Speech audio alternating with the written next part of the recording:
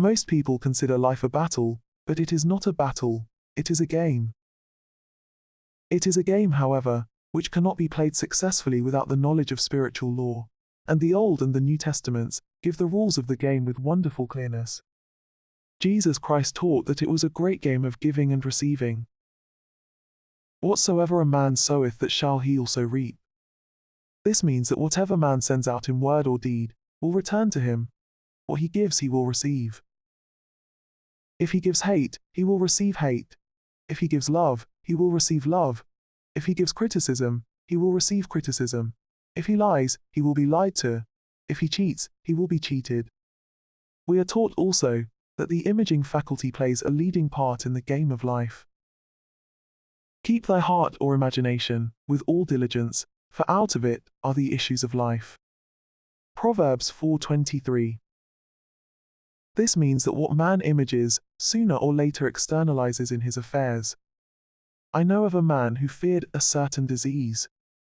It was a very rare disease and difficult to get, but he pictured it continually and read about it until it manifested in his body, and he died, the victim of distorted imagination. So we see, to play successfully the game of life, we must train the imaging faculty. A person with an imaging faculty trained to image only good, brings into his life every righteous desire of his heart: health, wealth, love, friends, perfect self-expression, his highest ideals. The imagination has been called the scissors of the mind, and it is ever cutting, day by day, the pictures man sees there, and sooner or later he meets his own creations in his outer world. To train the imagination successfully, man must understand the workings of his mind. The Greek said, "Know thyself." There are three departments of the mind: the subconscious, conscious, and superconscious. The subconscious is simply power, without direction. It is like steam or electricity, and it does what it is directed to do. It has no power of induction. Whatever man feels deeply, or images clearly, is impressed upon the subconscious mind, and carried out in minutest detail. For example, a woman I know when a child always made believe she was a widow. She dressed up in black clothes, and wore a long black veil, and people thought she was very clever and amusing. She grew up and married a man with whom she was deeply in love. In a short time he died, and she wore black and a sweeping veil for many years. The picture of herself as a widow was impressed upon the subconscious mind, and in due time worked itself out, regardless of the havoc created. The conscious mind has been called mortal or carnal mind. It is the human mind, and sees life as it appears to be. It sees death, disaster, sickness, poverty, and limitation of every kind, and it impresses the subconscious. The superconscious mind is the God mind within each man, and is the realm of perfect ideas.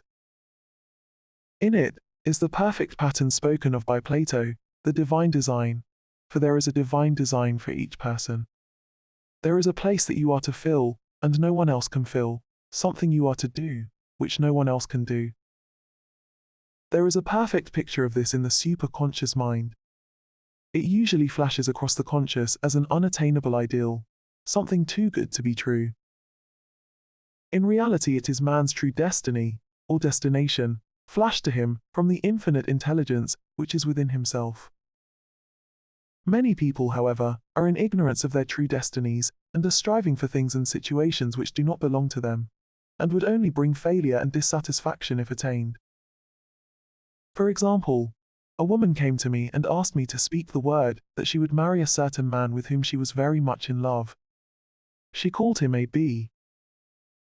I replied that this would be a violation of spiritual law, but that I would speak the word for the right man, the divine selection, the man who belonged to her by divine right. I added, if AB is the right man, you can't lose him, and if he isn't, you will receive his equivalent. She saw AB frequently, but no headway was made in their friendship. One evening she called and said, "Do you know, for the last week B hasn't seemed so wonderful to me," I replied. "Maybe he is not the divine selection. Another man may be the right one." Soon after that, she met another man who fell in love with her at once, and who said she was his ideal. In fact, he said all the things that she had always wished AB would say to her. She remarked, "It was quite uncanny." She soon returned his love and lost all interest in AB. This shows the law of substitution. A right idea was substituted for a wrong one, therefore there was no loss or sacrifice involved. Jesus Christ said, "Seek ye first the kingdom of God and his righteousness, and all these things shall be added unto you." And he said the kingdom was within man. The kingdom is the realm of right ideas, or the divine pattern. Jesus Christ taught that man's words played a leading part in the game of life. By your words ye are justified, and by your words ye are condemned. Many people have brought disaster into their lives through idle words. For example, a woman once asked me why her life was now one of poverty of limitation. Formerly she had a home, was surrounded by beautiful things, and had plenty of money. We found she had often tired of the management of her home, and had said repeatedly, "I'm sick and tired of things, I wish I lived in a trunk," and she added, "Today I am living in that trunk." She had spoken herself into a trunk. The subconscious mind has no sense of humor, and people often joke themselves into unhappy experiences. For example, a woman who had a great deal of money joked continually about getting ready for the poorhouse. In a few years she was almost destitute, having impressed the subconscious mind with a picture of lack and limitation. Fortunately, the law works both ways, and a situation of lack may be changed to one of plenty. For example, a woman came to me one hot summer's day for a treatment for prosperity. She was worn out, dejected, and discouraged. She said she possessed just $8 in the world. I said, "Good, we'll bless the $8 and multiply them as Jesus Christ multiplied the loaves and the fishes, for he taught that every man had the power to bless and to multiply, to heal and to prosper." She said, "What shall I do next?" I replied, "Follow intuition. Have you a hunch to do anything, or to go anywhere?"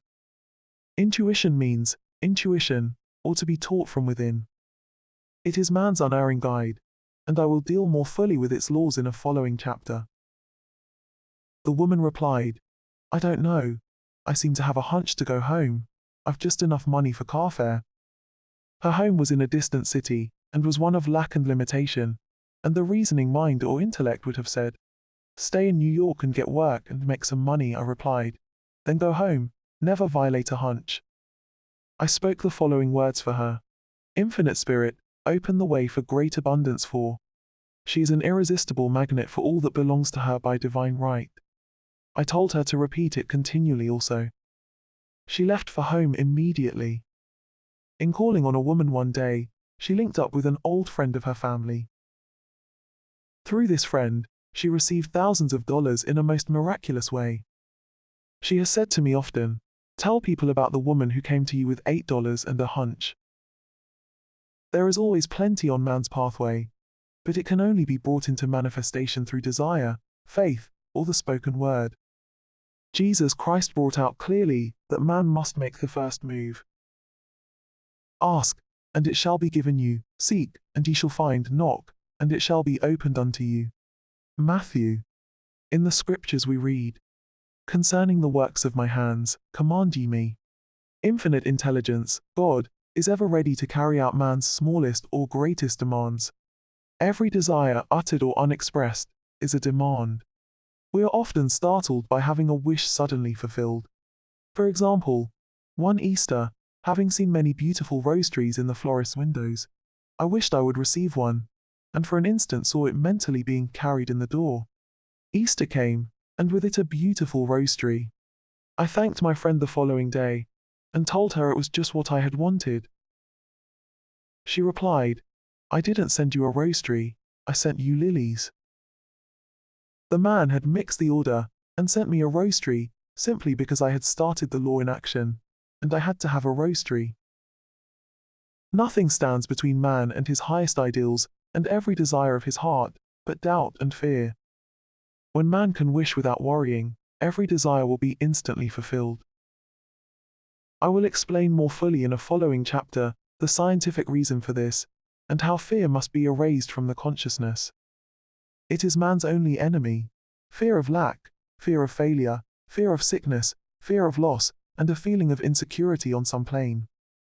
Jesus Christ said, "Why are ye fearful, O ye of little faith?" Matt 8:26. So we can see we must substitute faith for fear. For fear is only inverted faith. It is faith in evil instead of good. The object of the game of life is to see clearly one's good and to obliterate all mental pictures of evil. This must be done by impressing the subconscious mind with a realization of good. A very brilliant man, who has attained great success, told me he had suddenly erased all fear from his consciousness by reading a sign which hung in a room. He saw printed in large letters this statement: "Why worry? It will probably never happen."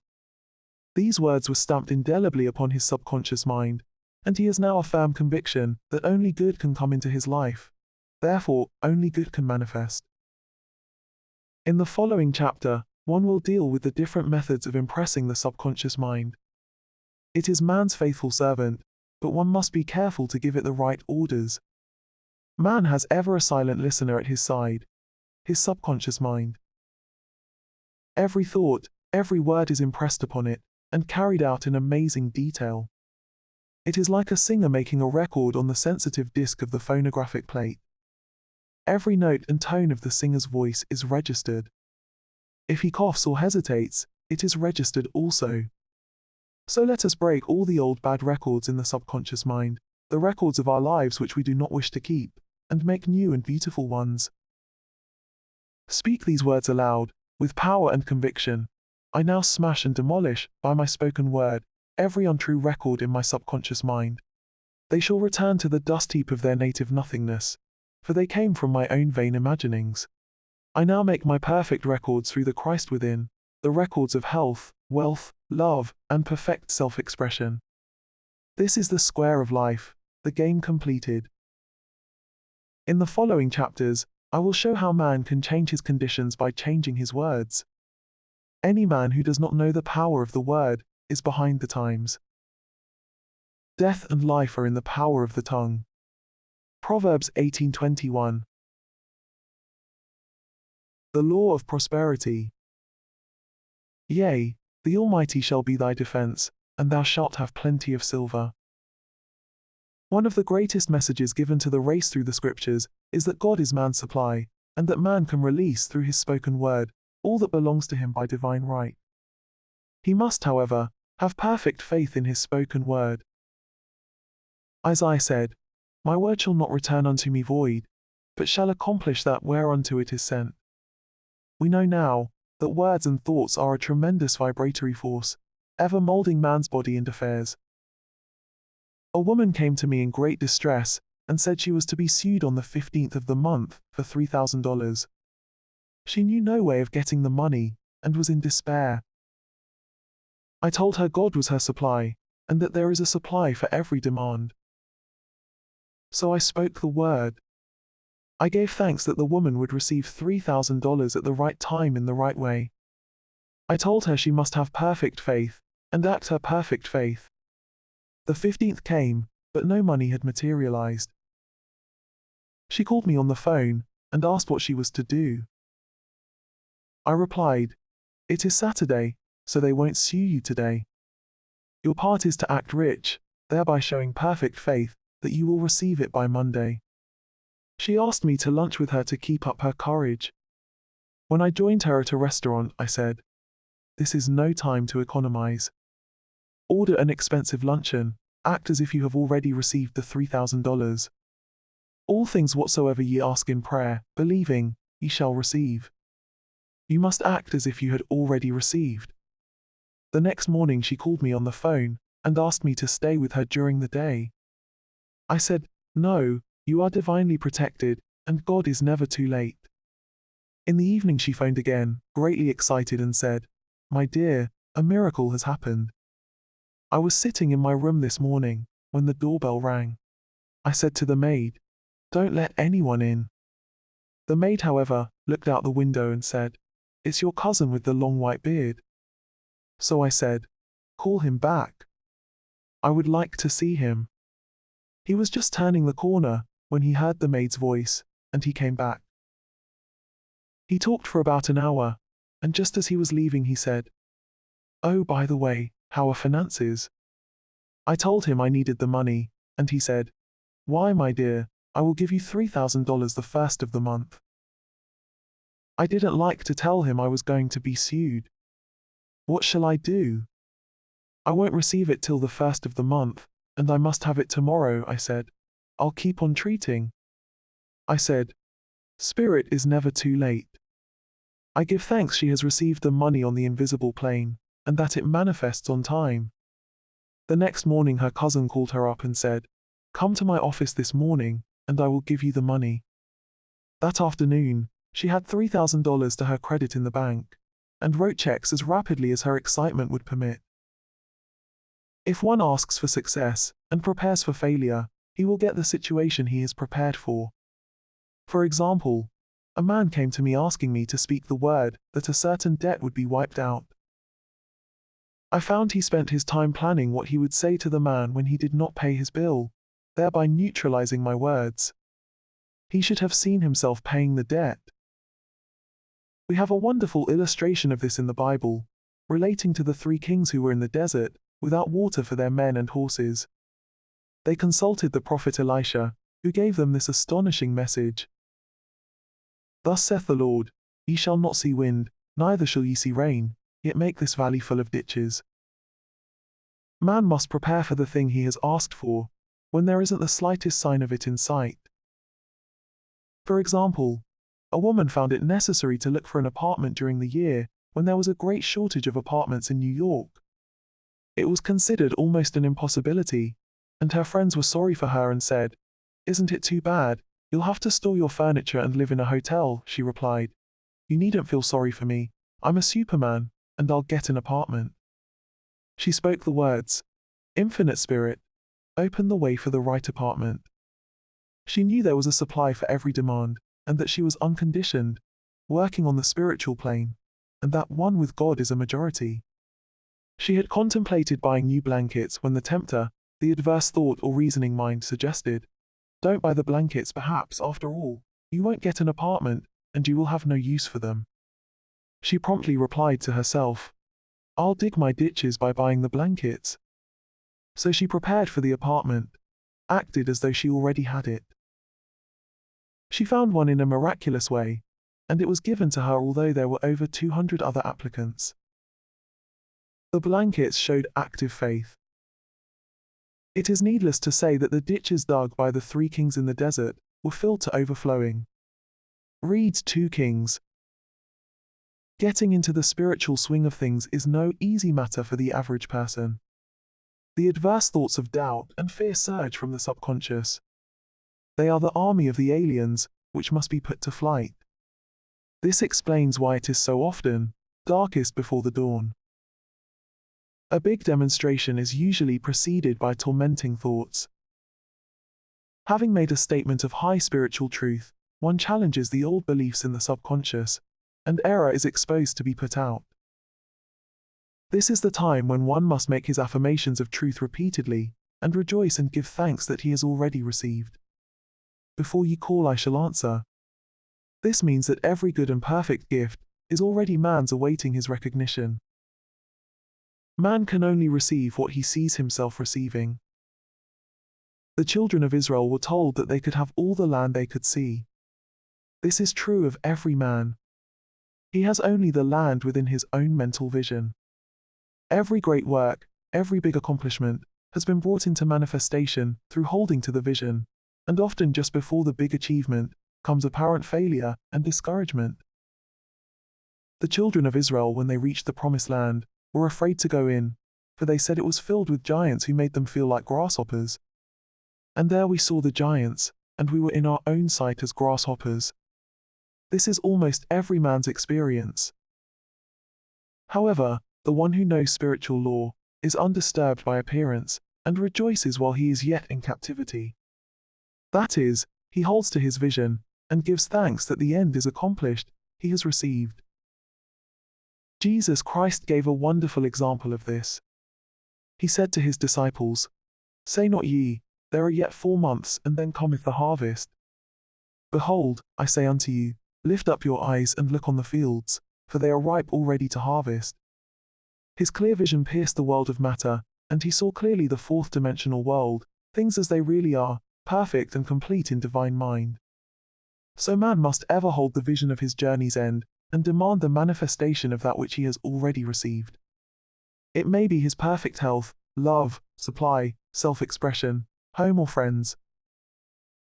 They are all finished and perfect ideas registered in divine mind, man's own superconscious mind, and must come through him, not to him. For example, a man came to me asking for treatments for success. It was imperative that he raise within a certain time $50,000 for his business. The time limit was almost up when he came to me in despair. No one wanted to invest in his enterprise, and the bank had flatly refused a loan. I replied, I suppose you lost your temper while at the bank, therefore your power. You can control any situation if you first control yourself.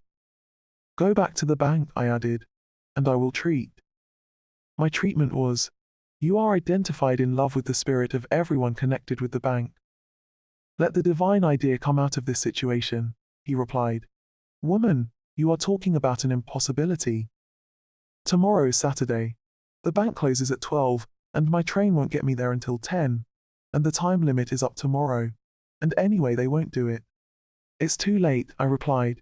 God doesn't need any time, and is never too late. With him all things are possible, I added. I don't know anything about business, but I know all about God, he replied. It all sounds fine when I sit here listening to you, but when I go out, it's terrible. He lived in a distant city, and I did not hear from him for a week. Then came a letter. It read, You were right. I raised the money, and will never again doubt the truth of all that you told me. I saw him a few weeks later, and I said, What happened? You evidently had plenty of time, after all, he replied. My train was late, and I got there just 15 minutes to 12. I walked into the bank quietly and said, I have come for the loan, and they gave it to me without a question. It was the last 15 minutes of the time allotted to him, and Infinite Spirit was not too late. In this instance, the man could never have demonstrated alone. He needed someone to help him hold to the vision. This is what one man can do for another. Jesus Christ knew the truth of this when he said, If 2 of you shall agree on earth as touching anything that they shall ask, it shall be done for them of my Father which is in heaven. One gets too close to his own affairs and becomes doubtful and fearful. The friend or healer sees clearly the success, health or prosperity, and never wavers, because he is not close to the situation. It is much easier to demonstrate for someone else than for oneself, so a person should not hesitate to ask for help if he feels himself wavering. A keen observer of life once said, No man can fail if some one person sees him successful. Such is the power of the vision, and many a great man has owed his success to a wife or sister or a friend who believed in him and held without wavering to the perfect pattern. The power of the word. By thy words thou shalt be justified, and by thy words thou shalt be condemned. A person knowing the power of the word becomes very careful of his conversation. He has only to watch the reaction of his words to know that they do not return void. Through his spoken word, man is continually making laws for himself. I knew a man who said, I always miss a car. It invariably pulls out just as I arrive. His daughter said, I always catch a car. It's sure to come just as I get there. This occurred for years. Each had made a separate law for himself, one of failure, one of success. This is the psychology of superstitions. The horseshoe or rabbit's foot contains no power, but man's spoken word and belief that it will bring him good luck creates expectancy in the subconscious mind and attracts a lucky situation. I find, however, this will not work when man has advanced spiritually and knows a higher law. One cannot turn back and must put away graven images. For example, 2 men in my class had had great success in business for several months when suddenly everything went to smash. We tried to analyze the situation and I found instead of making their affirmations and looking to God for success and prosperity, they had each bought a lucky monkey, I said. Oh, I see, you have been trusting in the lucky monkeys instead of God. Put away the lucky monkeys and call on the law of forgiveness, for man has power to forgive or neutralize his mistakes. They decided to throw the lucky monkeys down a coal hole, and all went well again. This does not mean, however, that one should throw away every lucky ornament or horseshoe about the house, but he must recognize that the power back of it is the one and only power, God, and that the object simply gives him a feeling of expectancy. I was with a friend one day who was in deep despair. In crossing the street, she picked up a horseshoe. Immediately, she was filled with joy and hope. She said God had sent her the horseshoe in order to keep up her courage. It was indeed, at that moment, about the only thing that could have registered in her consciousness.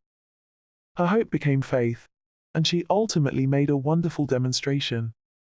I wish to make the point clear that the men previously mentioned were depending on the monkeys alone, while this woman recognized the power back of the horseshoe. I know in my own case, it took a long while to get out of a belief that a certain thing brought disappointment. If the thing happened, disappointment invariably followed. I found the only way I could make a change in the subconscious was by asserting, there are not two powers, there is only one power, God. Therefore, there are no disappointments, and this thing means a happy surprise. I noticed a change at once, and happy surprises commenced coming my way. I have a friend who said nothing could induce her to walk under a ladder. I said, if you are afraid, you are giving into a belief in two powers, good and evil instead of one. As God is absolute, there can be no opposing power, unless man makes the force of evil for himself. To show you believe in only one power, God, and that there is no power or reality in evil, walk under the next ladder you see. Soon after, she went to her bank. She wished to open her box in the safety deposit vault, and there stood a ladder on her pathway.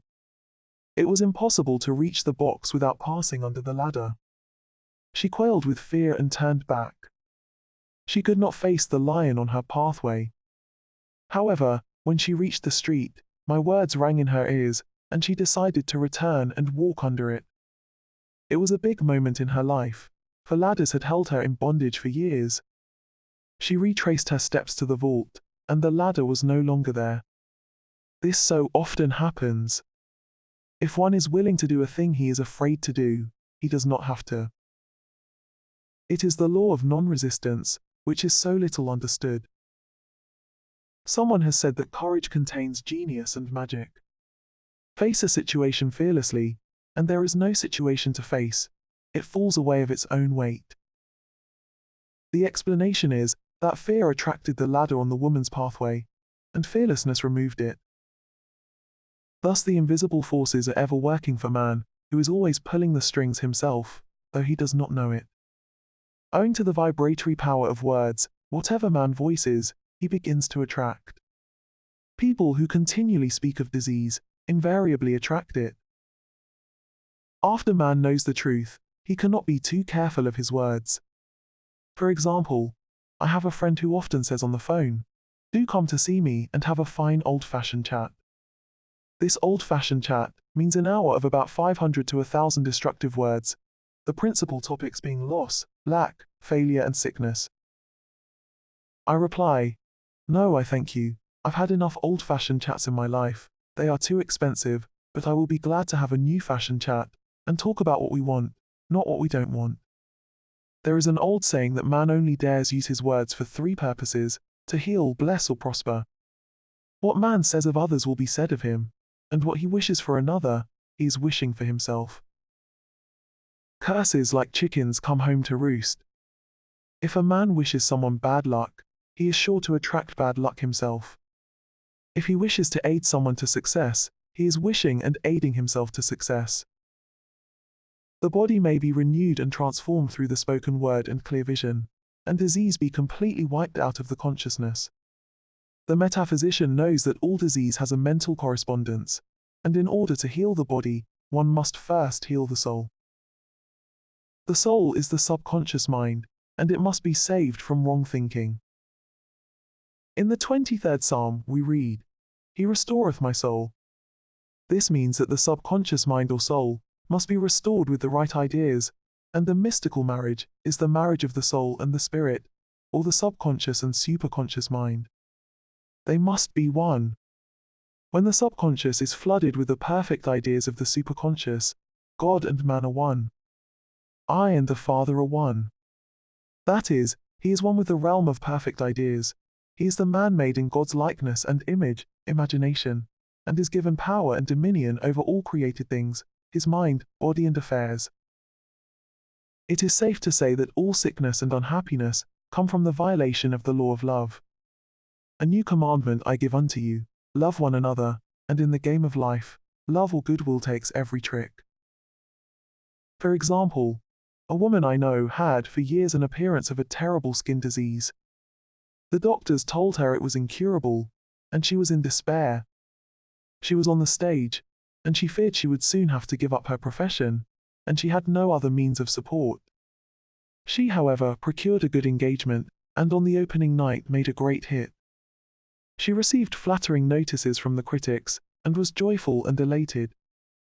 The next day she received a notice of dismissal. A man in the cast had been jealous of her success, and had caused her to be sent away. She felt hatred and resentment taking complete possession of her, and she cried out, "Oh God, don't let me hate that man." That night she worked for hours, in the silence. She said, "I soon came into a very deep silence. I seemed to be at peace with myself, with the man, and with the whole world. I continued this for 2 following nights, and on the 3rd day I found I was healed completely of the skin disease." In asking for love or goodwill, she had fulfilled the law, for love is the fulfilling of the law, and the disease, which came from subconscious resentment, was wiped out. Continual criticism produces rheumatism, as critical, inharmonious thoughts cause unnatural deposits in the blood, which settle in the joints. False growths are caused by jealousy, hatred, unforgiveness, fear, etc. Every disease is caused by a mind not at ease. I said once in my class, "There is no use asking anyone, 'What's the matter with you?' We might just as well say, 'Who's the matter with you?' Unforgiveness is the most prolific cause of disease. It will harden arteries or liver, and affect the eyesight. In its train are endless ills. I called on a woman one day who said she was ill from having eaten a poisoned oyster. I replied, "Oh no, the oyster was harmless, you poisoned the oyster." "What's the matter with you?" she answered. "Oh, about 19 people." She had quarreled with 19 people, and had become so inharmonious that she attracted the wrong oyster. Any inharmony on the external indicates there is mental inharmony. As the within, so the without. Man's only enemies are within himself, and a man's foes shall be they of his own household. Personality is one of the last enemies to be overcome, as this planet is taking its initiation in love. It was Christ's message, peace on earth, goodwill towards man. The enlightened man, therefore, endeavors to perfect himself upon his neighbor. His work is with himself, to send out goodwill and blessings to every man, and the marvelous thing is, that if one blesses a man, he has no power to harm him. For example, a man came to me asking to treat for success in business. He was selling machinery, and a rival appeared on the scene with what he proclaimed was a better machine, and my friend feared defeat. I said, "First of all, we must wipe out all fear, and know that God protects your interests, and that the divine idea must come out of the situation. That is, the right machine will be sold by the right man, to the right man." And I added, "Don't hold one critical thought towards that man. Bless him all day, and be willing not to sell your machine, if it isn't the divine idea." So he went to the meeting, fearless and non-resistant, and blessing the other man. He said the outcome was very remarkable. The other man's machine refused to work, and he sold his without the slightest difficulty. "But I say unto you, love your enemies, bless them that curse you, do good to them that hate you, and pray for them which spitefully use you and persecute you." Goodwill produces a great aura of protection about the one who sends it, and no weapon that is formed against him shall prosper. In other words, love and goodwill destroy the enemies within oneself, therefore, one has no enemies on the external. There is peace on earth for him who sends goodwill to man. The law of non-resistance. Resist not evil. Be not overcome of evil, but overcome evil with good. Nothing on earth can resist an absolutely non-resistant person. The Chinese say that water is the most powerful element because it is perfectly non-resistant. It can wear away a rock and sweep all before it. Jesus Christ said, "Resist not evil," for he knew in reality there is no evil, therefore nothing to resist. Evil has come of man's vain imagination, or a belief in two powers, good and evil. There is an old legend that Adam and Eve ate of Maya, the tree of illusion, and saw two powers instead of one power, God. Therefore, evil is a false law man has made for himself through psychoma or soul sleep. Soul sleep means that man's soul has been hypnotized by the race belief of sin, sickness, and death, etc., which is carnal or mortal thought, and his affairs have outpictured his illusions. We have read in a preceding chapter that man's soul is his subconscious mind, and whatever he feels deeply, good or bad, is outpictured by that faithful servant. His body and affairs show forth what he has been picturing.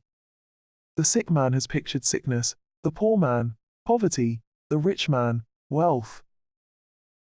People often say, "Why does a little child attract illness when it is too young even to know what it means?" I answer that children are sensitive and receptive to the thoughts of others about them, and often outpicture the fears of their parents. I heard a metaphysician once say, "If you do not run your subconscious mind yourself, someone else will run it for you." Mothers often, unconsciously, attract illness and disaster to their children by continually holding them in thoughts of fear and watching for symptoms. For example, a friend asked a woman if her little girl had had the measles. She replied promptly, "Not yet." This implied that she was expecting the illness and therefore preparing the way for what she did not want for herself and child.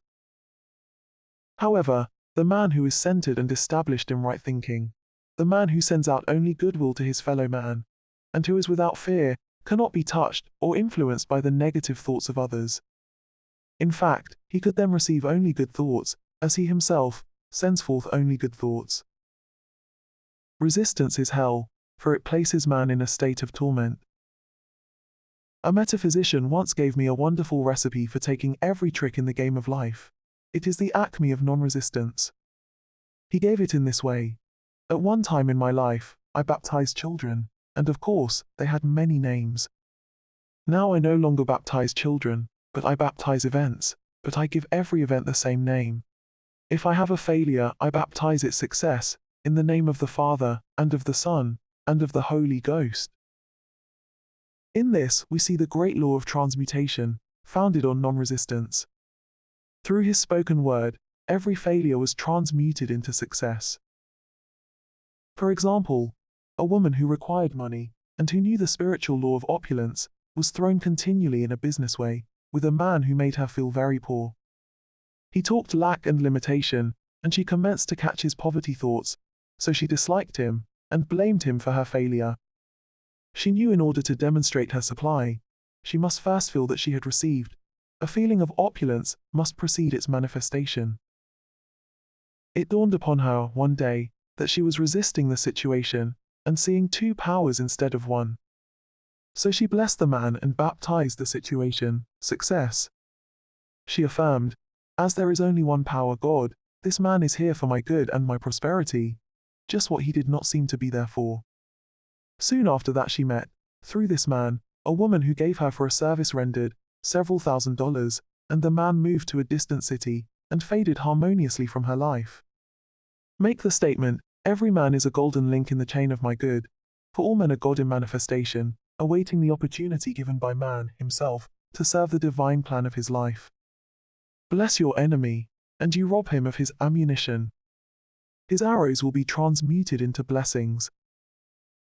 This law is true of nations as well as individuals. Bless a nation, send love and goodwill to every inhabitant, and it is robbed of its power to harm. Man can only get the right idea of non-resistance through spiritual understanding. My students have often said, I don't want to be a doormat. I reply, when you use non-resistance with wisdom, no one will ever be able to walk over you. Another example. One day I was impatiently awaiting an important telephone call. I resisted every call that came in and made no outgoing calls myself, reasoning that it might interfere with the one I was awaiting. Instead of saying, divine ideas never conflict, the call will come at the right time, leaving it to infinite intelligence to arrange, I commenced to manage things myself. I made the battle mine, not God's, and remained tense and anxious. The bell did not ring for about an hour, and I glanced at the phone and found the receiver had been off that length of time, and the phone was disconnected. My anxiety, fear, and belief in interference had brought on a total eclipse of the telephone. Realizing what I had done, I commenced blessing the situation at once. I baptized it, success, and affirmed, I cannot lose any call that belongs to me by divine right. I am under grace, and not under law. A friend rushed out to the nearest telephone to notify the company to reconnect. She entered a crowded grocery, but the proprietor left his customers and attended to the call himself. My phone was connected at once, and 2 minutes later, I received a very important call, and about an hour afterward, the one I had been awaiting. One's ships come in over a calm sea. So long as man resists a situation, he will have it with him. If he runs away from it, it will run after him. For example, I repeated this to a woman one day, and she replied, how true that is. I was unhappy at home, I disliked my mother, who was critical and domineering. So I ran away and was married. But I married my mother, for my husband was exactly like my mother, and I had the same situation to face again. Agree with thine adversary quickly. That means, agree that the adverse situation is good, be undisturbed by it, and it falls away of its own weight. None of these things move me, is a wonderful affirmation. The inharmonious situation comes from some inharmony within man himself. When there is in him no emotional response to an inharmonious situation, it fades away forever from his pathway. So we see man's work is ever with himself. People have said to me, give treatments to change my husband or my brother. I reply, no, I will give treatments to change you. When you change, your husband and your brother will change. One of my students was in the habit of lying. I told her it was a failure method, and if she lied, she would be lied to. She replied, I don't care. I can't possibly get along without lying. One day she was speaking on the phone to a man with whom she was very much in love. She turned to me and said, I don't trust him. I know he's lying to me. I replied, well, you lie yourself, so someone has to lie to you, and you will be sure it will be just the person you want the truth from. Sometime after that, I saw her, and she said, I'm cured of lying. I questioned, what cured you? She replied, I have been living with a woman who lied worse than I did. One is often cured of his faults by seeing them in others. Life is a mirror, and we find only ourselves reflected in our associates. Living in the past is a failure method and a violation of spiritual law. Jesus Christ said, behold, now is the accepted time. Now is the day of salvation. Lot's wife looked back and was turned into a pillar of salt. The robbers of time are the past and the future. Man should bless the past and forget it if it keeps him in bondage, and bless the future, knowing it has in store for him endless joys, but live fully in the now. For example, a woman came to me, complaining that she had no money with which to buy Christmas gifts. She said, last year was so different. I had plenty of money and gave lovely presents, and this year I have scarcely a cent. I replied, you will never demonstrate money while you are pathetic and live in the past. Live fully in the now, and get ready to give Christmas presents. Dig your ditches and the money will come, she exclaimed. I know what to do. I will buy some tinsel twine, Christmas seals and wrapping paper, I replied. Do that, and the presents will come and stick themselves to the Christmas seals. This too was showing financial fearlessness and faith in God, as the reasoning mind said, keep every cent you have, as you are not sure you will get any more. She bought the seals, paper, and twine, and a few days before Christmas, received a gift of several $100s. Buying the seals and twine had impressed the subconscious with expectancy and opened the way for the manifestation of the money. She purchased all the presents in plenty of time. Man must live suspended in the moment. Look well, therefore, to this day. Such is the salutation of the dawn. He must be spiritually alert, ever awaiting his leads, taking advantage of every opportunity. One day I said continually, silently, "Infinite Spirit, don't let me miss a trick," and something very important was told to me that evening. It is most necessary to begin the day with right words. Make an affirmation immediately upon waking. For example, "Thy will be done this day. Today is a day of completion. I give thanks for this perfect day. Miracle shall follow miracle, and wonders shall never cease." Make this a habit, and one will see wonders and miracles come into his life. One morning I picked up a book and read, "Look with wonder at that which is before you." It seemed to be my message for the day, so I repeated again and again, "Look with wonder at that which is before you." At about noon, a large sum of money was given me, which I had been desiring for a certain purpose. In a following chapter, I will give affirmations that I have found most effective. However, one should never use an affirmation unless it is absolutely satisfying and convincing to his own consciousness, and often an affirmative is changed to suit different people. For example, the following has brought success to many. I have a wonderful work in a wonderful way. I give wonderful service for wonderful pay.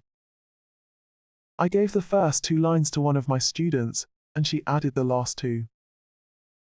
It made a most powerful statement, as there should always be perfect payment for perfect service, and a rhyme sinks easily into the subconscious. She went about singing it aloud, and soon did receive wonderful work in a wonderful way, and gave wonderful service for wonderful pay. Another student, a businessman, took it, and changed the word work to business. He repeated, "I have a wonderful business in a wonderful way, and I give wonderful service for wonderful pay." That afternoon he made a $41,000 deal, though there had been no activity in his affairs for months. Every affirmation must be carefully worded and completely cover the ground. For example, I knew a woman who was in great need and made a demand for work. She received a great deal of work, but was never paid anything. She now knows to add, "Wonderful service for wonderful pay." It is man's divine right to have plenty, more than enough. His barns should be full, and his cup should flow over. This is God's idea for man, and when man breaks down the barriers of lack in his own consciousness, the golden age will be his, and every righteous desire of his heart fulfilled.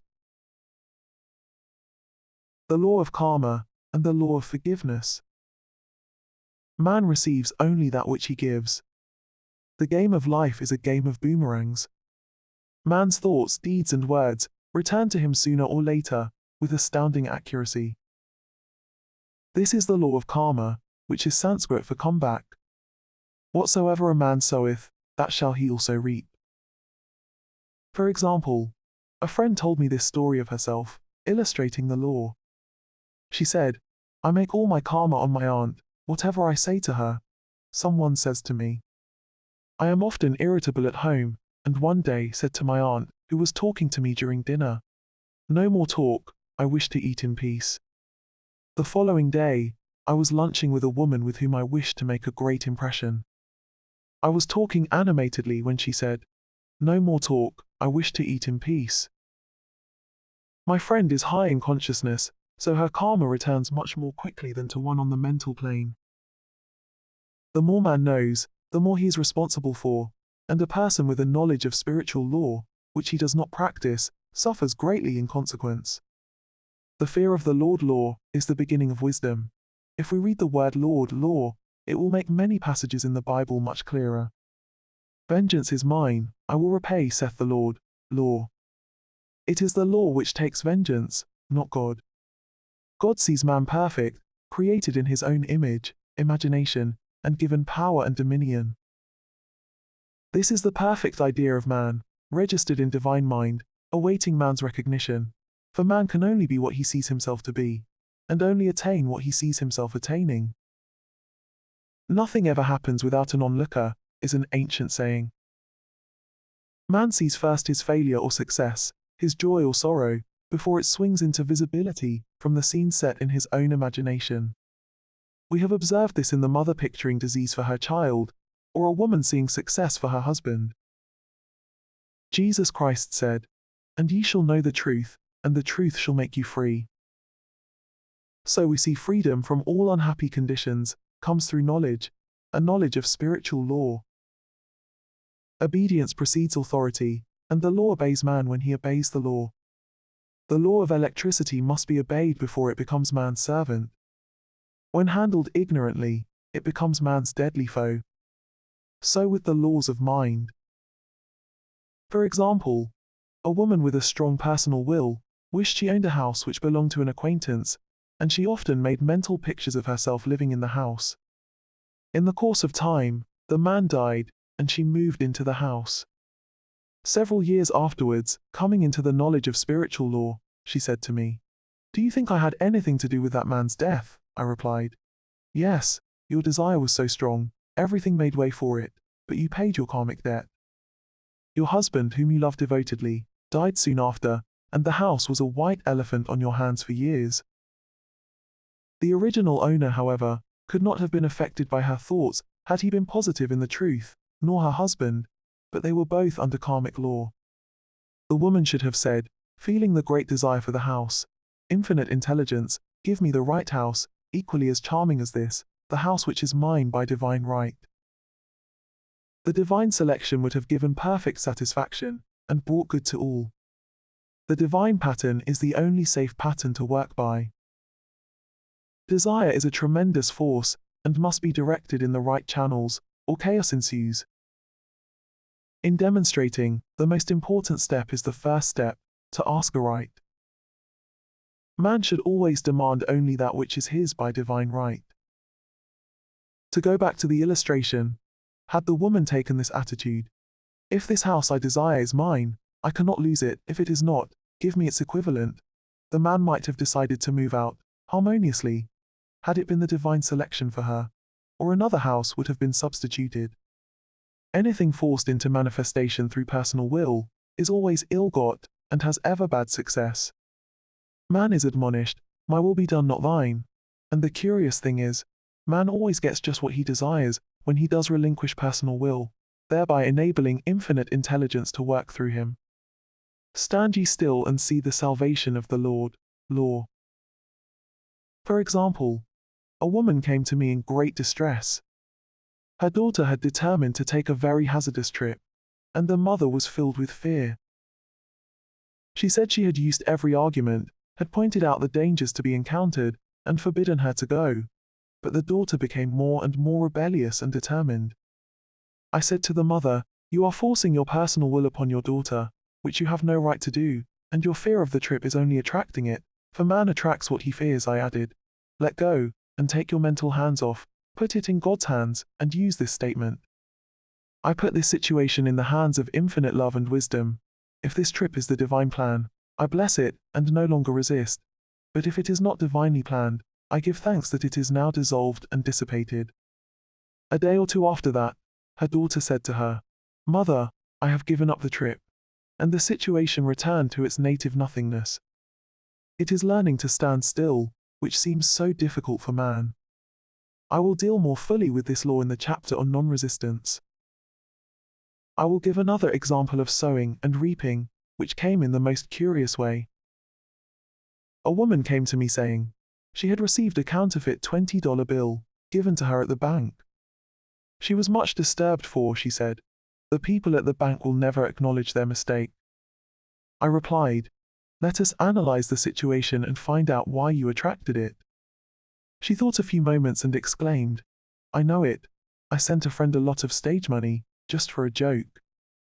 So the law had sent her some stage money, for it doesn't know anything about jokes. I said, now we will call on the law of forgiveness and neutralize the situation. Christianity is founded upon the law of forgiveness. Christ has redeemed us from the curse of the karmic law, and the Christ within each man is his Redeemer and salvation from all inharmonious conditions. So I said, Infinite Spirit, we call on the law of forgiveness and give thanks that she is under grace and not under law and cannot lose this $20 which is hers by divine right. Now, I said, go back to the bank and tell them fearlessly that it was given you there by mistake. She obeyed, and to her surprise, they apologized and gave her another bill, treating her most courteously. So knowledge of the law gives man power to rub out his mistakes. Man cannot force the external to be what he is not. If he desires riches, he must be rich first in consciousness. For example, a woman came to me asking treatment for prosperity. She did not take much interest in her household affairs, and her home was in great disorder. I said to her, if you wish to be rich, you must be orderly. All men with great wealth are orderly, and order is heaven's first law, I added. You will never become rich with a burnt match in the pincushion. She had a good sense of humor, and commenced immediately, putting her house in order. She rearranged furniture, straightened out bureau drawers, cleaned rugs, and soon made a big financial demonstration. A gift from a relative. The woman herself became made over, and keeps herself keyed up financially, by being ever watchful of the external, and expecting prosperity, knowing God is her supply. Many people are in ignorance of the fact that gifts and things are investments, and that hoarding and saving invariably lead to loss. There is that scattereth and yet increaseth, and there is that withholdeth more than is meet, but it tendeth to poverty. For example, I knew a man who wanted to buy a fur-lined overcoat. He and his wife went to various shops, but there was none he wanted. He said they were all too cheap looking. At last he was shown one. The salesman said was valued at $1,000, but which the manager would sell him for $500, as it was late in the season. His financial possessions amounted to about $700. The reasoning mind would have said, you can't afford to spend nearly all you have on a coat, but he was very intuitive and never reasoned. He turned to his wife and said, if I get this coat, I'll make a ton of money. So his wife consented, weakly. About a month later, he received a $10,000 commission. The coat made him feel so rich, it linked him with success and prosperity. Without the coat, he would not have received the commission. It was an investment paying large dividends. If man ignores these leadings to spend or to give, the same amount of money will go in an uninteresting or unhappy way. For example, a woman told me on Thanksgiving Day, she informed her family that they could not afford a Thanksgiving dinner.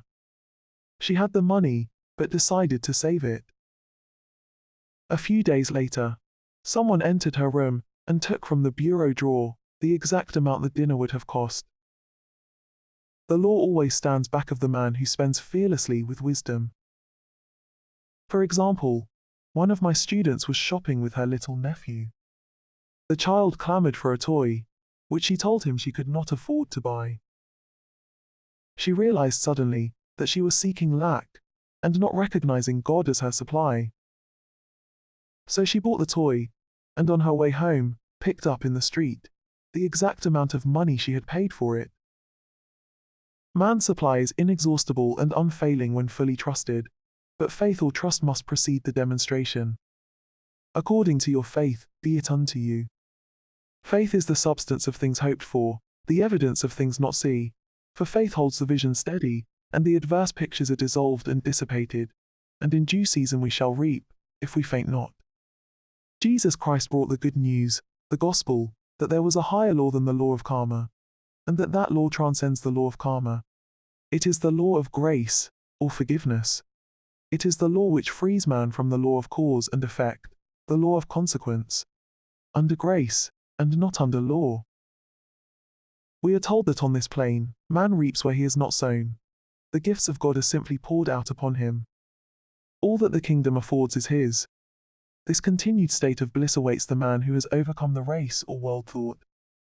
In the world thought there is tribulation, but Jesus Christ said, "Be of good cheer, I have overcome the world." The world thought is that of sin, sickness and death. He saw their absolute unreality, and said sickness and sorrow shall pass away, and death itself, the last enemy, be overcome. We know now, from a scientific standpoint, that death could be overcome by stamping the subconscious mind with the conviction of eternal youth and eternal life. The subconscious, being simply power without direction, carries out orders without questioning.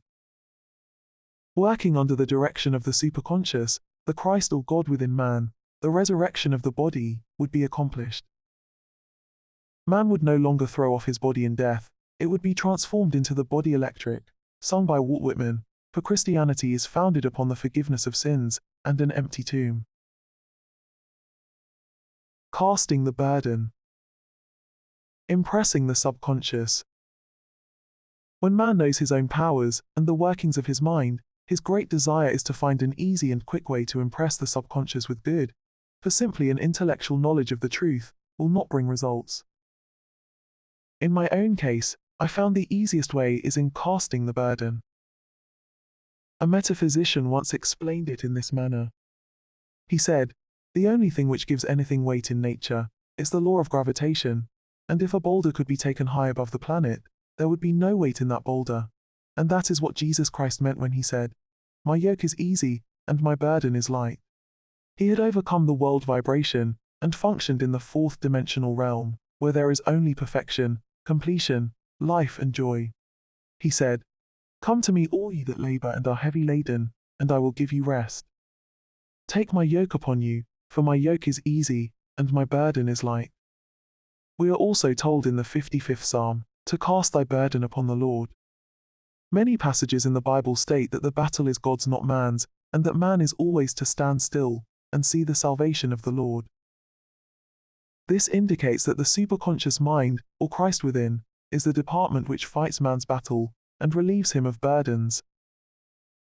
We see, therefore, that man violates law if he carries a burden, and a burden is an adverse thought or condition, and this thought or condition has its root in the subconscious. It seems almost impossible to make any headway directing the subconscious from the conscious or reasoning mind, as the reasoning mind, the intellect, is limited in its conceptions and filled with doubts and fears. How scientific it then is to cast the burden upon the superconscious mind, or Christ within, where it is made light, or dissolved into its native nothingness. For example, a woman in urgent need of money made light upon the Christ within, the superconscious, with the statement, "I cast this burden of lack on the Christ within, and I go free to have plenty." The belief in lack was her burden, and as she cast it upon the superconscious with its belief of plenty, an avalanche of supply was the result. We read, "The Christ in you, the hope of glory." Another example. One of my students had been given a new piano, and there was no room in her studio for it until she had moved out the old one. She was in a state of perplexity. She wanted to keep the old piano, but knew of no place to send it. She became desperate, as the new piano was to be sent immediately, in fact, was on its way, with no place to put it. She said it came to her to repeat, "I cast this burden on the Christ within, and I go free." A few moments later, her phone rang, and a woman friend asked if she might rent her old piano, and it was moved out, a few minutes before the new one arrived. I knew a woman whose burden was resentment. She said, "I cast this burden of resentment on the Christ within, and I go free, to be loving, harmonious and happy." The almighty superconscious flooded the subconscious with love, and her whole life was changed. For years, resentment had held her in a state of torment and imprisoned her soul, the subconscious mind. The statement should be made over and over and over, sometimes for hours at a time, silently or audibly, with quietness but determination. I have often compared it to winding up a Victrola. We must wind ourselves up with spoken words. I have noticed, in casting the burden, after a little while, one seems to see clearly. It is impossible to have clear vision while in the throes of carnal mind. Doubts and fear poison the mind, and body and imagination runs riot, attracting disaster and disease. In steadily repeating the affirmation, I cast this burden on the Christ within, and go free. The vision clears, and with it a feeling of relief, and sooner or later comes the manifestation of good, be it health, happiness or supply. One of my students once asked me to explain the darkness before the dawn. I referred in a preceding chapter to the fact that often, before the big demonstration, everything seems to go wrong, and deep depression clouds the consciousness. It means that out of the subconscious are rising the doubts and fears of the ages. These old derelicts of the subconscious rise to the surface, to be put out.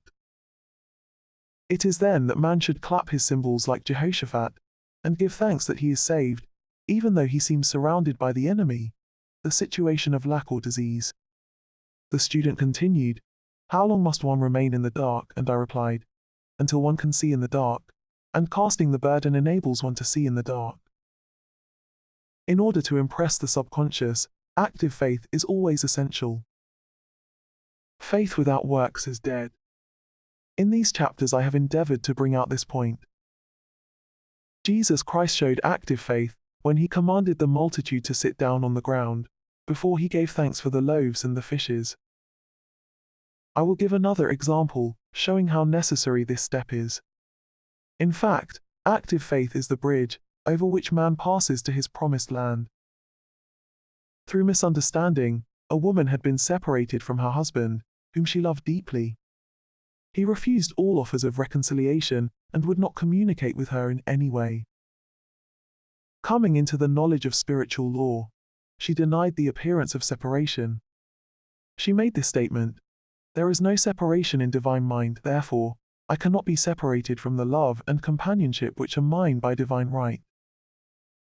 She showed active faith by arranging a place for him at the table every day, thereby impressing the subconscious with a picture of his return. Over a year passed, but she never wavered, and one day he walked in. The subconscious is often impressed through music. Music has a fourth-dimensional quality and releases the soul from imprisonment. It makes wonderful things seem possible and easy of accomplishment. I have a friend who uses her Victrola daily for this purpose. It puts her in perfect harmony and releases the imagination. Another woman often dances while making her affirmations. The rhythm and harmony of music and motion carry her words forth with tremendous power. The student must remember also not to despise the day of small things. Invariably, before a demonstration, come signs of land. Before Columbus reached America, he saw birds and twigs which showed him land was near. So it is with a demonstration, but often the student mistakes it for the demonstration itself and is disappointed. For example, a woman had spoken the word for a set of dishes. Not long afterwards, a friend gave her a dish which was old and cracked. She came to me and said, "Well, I asked for a set of dishes, and all I got was a cracked plate." I replied, "The plate was only signs of land. It shows your dishes are coming. Look upon it as birds and seaweed." And not long afterwards the dishes came. Continually making believe impresses the subconscious. If one makes believe he is rich, and makes believe he is successful, in due time he will reap. Children are always making believe, and except ye be converted, and become as little children, ye shall not enter the kingdom of heaven. For example, I know of a woman who was very poor, but no one could make her feel poor. She earned a small amount of money from rich friends, who constantly reminded her of her poverty, and to be careful and saving.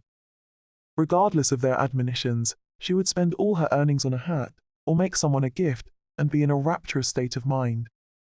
Her thoughts were always centered on beautiful clothes, and rings and things, but without envying others.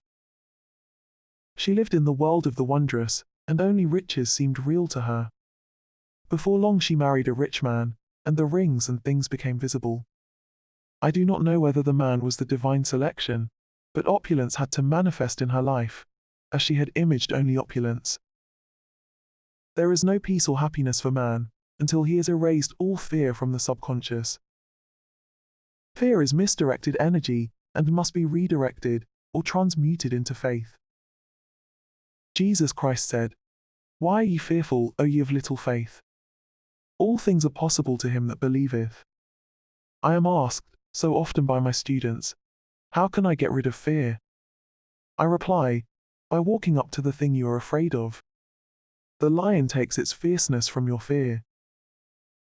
Walk up to the lion, and he will disappear. Run away, and he runs after you. I have shown in previous chapters how the lion of lack disappeared when the individual spent money fearlessly, showing faith that God was his supply, and therefore, unfailing. Many of my students have come out of the bondage of poverty and are now bountifully supplied through losing all fear of letting money go out. The subconscious is impressed with the truth that God is the giver and the gift. Therefore, as one is one with the giver, he is one with the gift. A splendid statement is, I now thank God the giver for God the gift. Man has so long separated himself from his good and his supply, through thoughts of separation and lack, that sometimes it takes dynamite to dislodge these false ideas from the subconscious, and the dynamite is a big situation.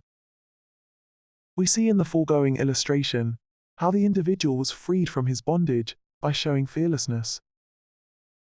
Man should watch himself hourly to detect if his motive for action is fear or faith. Choose ye this day whom we shall serve, fear or faith. Perhaps one's fear is of personality. Then do not avoid the people feared. Be willing to meet them cheerfully, and they will either prove golden links in the chain of one's good, or disappear harmoniously from one's pathway. Perhaps one's fear is of disease or germs. Then one should be fearless and undisturbed in a germ-laden situation, and he would be immune. One can only contract germs while vibrating at the same rate as the germ, and fear drags men down to the level of the germ. Of course, the disease-laden germ is the product of carnal mind, as all thought must objectify. Germs do not exist in the superconscious or divine mind, therefore are the product of man's vain imagination. In the twinkling of an eye, man's release will come when he realizes there is no power in evil. The material world will fade away, and the fourth-dimensional world, the world of the wondrous, will swing into manifestation. And I saw a new heaven, and a new earth, and there shall be no more death, neither sorrow nor crying, neither shall there be any more pain, for the former things are passed away. Love. Every man on this planet is taking his initiation in love. A new commandment I give unto you, that ye love one another. Ouspensky states in Tertium Organum that love is a cosmic phenomenon, and opens to man the fourth-dimensional world, the world of the wondrous. Real love is selfless and free from fear. It pours itself out upon the object of its affection, without demanding any return. Its joy is in the joy of giving. Love is God in manifestation, and the strongest magnetic force in the universe. Pure, unselfish love draws to itself its own. It does not need to seek or demand.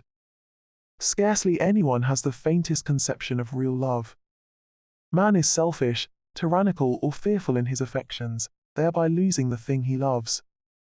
Jealousy is the worst enemy of love, for the imagination runs riot, seeing the loved one attracted to another, and invariably these fears objectify if they are not neutralized. For example, a woman came to me in deep distress. The man she loved had left her for other women, and said he never intended to marry her. She was torn with jealousy and resentment, and said she hoped he would suffer as he had made her suffer, and added, how could he leave me when I loved him so much? I replied, you are not loving that man, you are hating him, and added, you can never receive what you have never given. Give a perfect love, and you will receive a perfect love. Perfect yourself on this man. Give him a perfect, unselfish love, demanding nothing in return. Do not criticize or condemn, and bless him wherever he is. She replied, no, I won't bless him unless I know where he is. Well, I said, that is not real love. When you send out real love will return to you, either from this man or his equivalent, for if this man is not the divine selection, you will not want him. As you are one with God, you are one with the love which belongs to you by divine right. Several months passed, and matters remained about the same, but she was working conscientiously with herself. I said, when you are no longer disturbed by his cruelty, he will cease to be cruel, as you are attracting it through your own emotions. Then I told her of a brotherhood in India, who never said, "Good morning" to each other. They used these words, "I salute the divinity in you." They saluted the divinity in every man, and in the wild animals in the jungle, and they were never harmed, for they saw only God in every living thing. I said, "Salute the divinity in this man, and say, I see your divine self only. I see you as God sees you, perfect, made in his image and likeness." She found she was becoming more poised, and gradually losing her resentment. He was a captain, and she always called him the Cap. One day she said suddenly, "God bless the Cap wherever he is." I replied, "Now that is real love, and when you have become a complete circle, and are no longer disturbed by the situation, you will have his love, or attract its equivalent." I was moving at this time, and did not have a telephone, so was out of touch with her for a few weeks, when one morning I received a letter saying, "We are married." At the earliest opportunity, I paid her a call. My first words were, "What happened?" "Oh," she exclaimed, "a miracle." One day I woke up, and all suffering had ceased. I saw him that evening, and he asked me to marry him. We were married in about a week, and I have never seen a more devoted man. There is an old saying, "No man is your enemy, no man is your friend, every man is your teacher." So one should become impersonal, and learn what each man has to teach him, and soon he would learn his lessons and be free. The woman's lover was teaching her selfless love, which every man sooner or later must learn. Suffering is not necessary for man's development. It is the result of violation of spiritual law, but few people seem able to rouse themselves from their soul sleep without it. When people are happy, they usually become selfish, and automatically the law of karma is set in action. Man often suffers loss through lack of appreciation. I knew a woman who had a very nice husband, but she said often, "I don't care anything about being married, but that is nothing against my husband. I'm simply not interested in married life." She had other interests, and scarcely remembered she had a husband. She only thought of him when she saw him. One day her husband told her he was in love with another woman, and left. She came to me in distress and resentment. I replied, "It is exactly what you spoke the word for. You said you didn't care anything about being married, so the subconscious worked to get you unmarried." She said, "Oh yes, I see. People get what they want, and then feel very much hurt." She soon became in perfect harmony with the situation, and knew they were both much happier apart. When a woman becomes indifferent or critical, and ceases to be an inspiration to her husband, he misses the stimulus of their early relationship, and is restless and unhappy. A man came to me dejected, miserable and poor. His wife was interested in the science of numbers, and had had him read. It seems the report was not very favorable, for he said, "My wife says I'll never amount to anything because I am a 2. I replied, "I don't care what your number is, you are a perfect idea in divine mind, and we will demand the success and prosperity which are already planned for you by that infinite intelligence." Within a few weeks he had a very fine position, and a year or two later, he achieved a brilliant success as a writer. No man is a success in business unless he loves his work. The picture the artist paints for love of his art is his greatest work.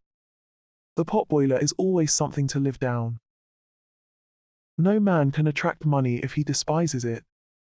Many people are kept in poverty by saying, "Money means nothing to me, and I have a contempt for people who have it." This is the reason so many artists are poor. Their contempt for money separates them from it. I remember hearing one artist say of another, "He's no good as an artist, he has money in the bank." This attitude of mind, of course, separates man from his supply. He must be in harmony with a thing in order to attract it. Money is God in manifestation, as freedom from want and limitation, but it must be always kept in circulation and put to right uses. Hoarding and saving react with grim vengeance. This does not mean that man should not have houses and lots, stocks and bonds, for the barns of the righteous man shall be full. It means man should not hoard even the principal, if an occasion arises when money is necessary. In letting it go out fearlessly and cheerfully, he opens the way for more to come in, for God is man's unfailing and inexhaustible supply. This is the spiritual attitude towards money, and the great bank of the universal never fails. We see an example of hoarding in the film production of Greed. The woman won $5,000 in a lottery, but would not spend it. She hoarded and saved, let her husband suffer and starve, and eventually she scrubbed floors for a living. She loved the money itself, and put it above everything, and one night she was murdered, and the money taken from her. This is an example of where love of money is the root of all evil. Money in itself is good and beneficial, but used for destructive purposes, hoarded and saved, or considered more important than love, brings disease and disaster, and the loss of the money itself. Follow the path of love, and all things are added, for God is love, and God is supply. Follow the path of selfishness and greed, and the supply vanishes, or man is separated from it. For example, I knew the case of a very rich woman, who hoarded her income. She rarely gave anything away, but bought and bought and bought things for herself. She was very fond of necklaces, and a friend once asked her how many she possessed. She replied, 67.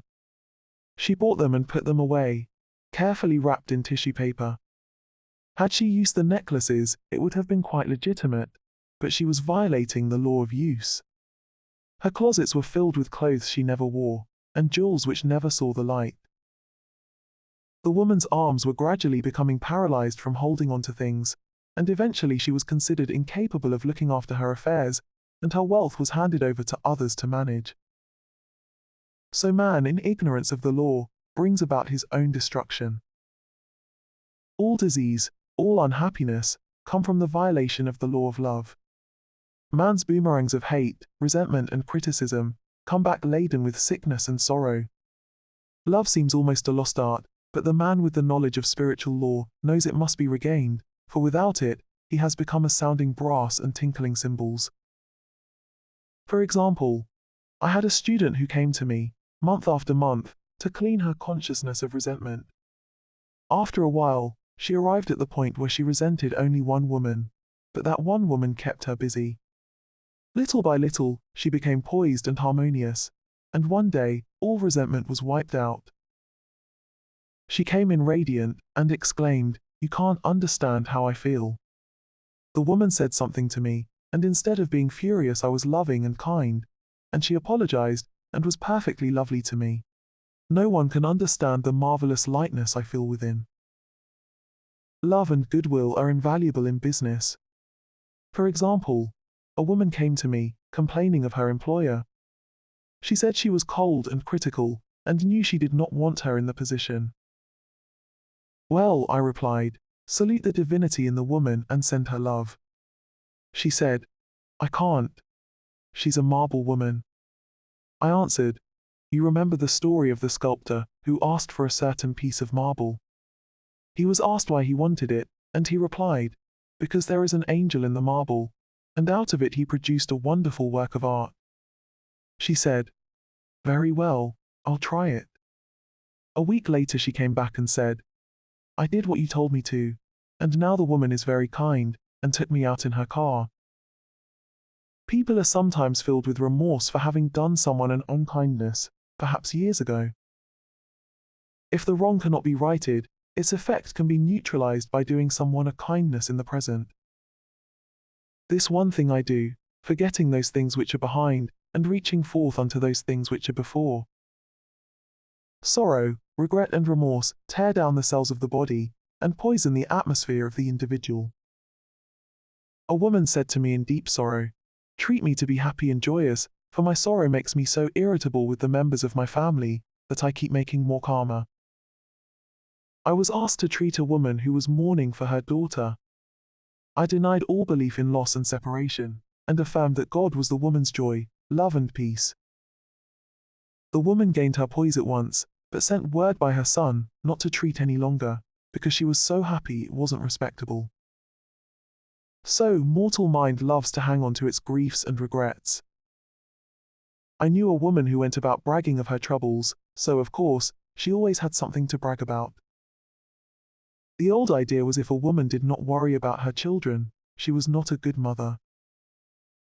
Now we know that mother fear is responsible for many of the diseases and accidents which come into the lives of children. For fear pictures vividly the disease or situation feared, and these pictures objectify, if not neutralized. Happy is the mother who can say sincerely that she puts her child in God's hands and knows therefore that he is divinely protected. For example, a woman awoke suddenly in the night, feeling her brother was in great danger. Instead of giving in to her fears, she commenced making statements of truth, saying, "Man is a perfect idea in divine mind, and is always in his right place therefore, my brother is in his right place, and is divinely protected."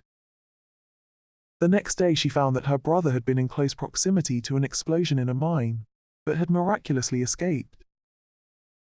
So man is his brother's keeper in thought, and every man should know that the thing he loves dwells in the secret place of the Most High, and abides under the shadow of the Almighty. There shall no evil befall thee, neither shall any plague come nigh thy dwelling. Perfect love casteth out fear. He that feareth is not made perfect in love, and love is the fulfilling of the law. Intuition or guidance. In all thy ways acknowledge him, and he shall direct thy paths. There is nothing too great of accomplishment for the man who knows the power of his word, and who follows his intuitive leads.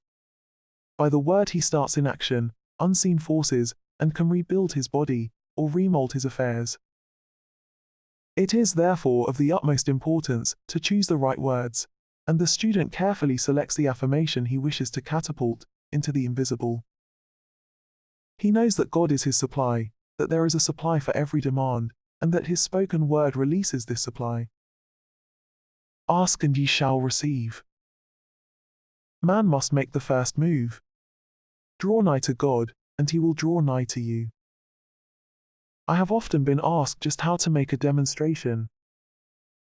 I reply, speak the word, and then do not do anything until you could see a definite lead.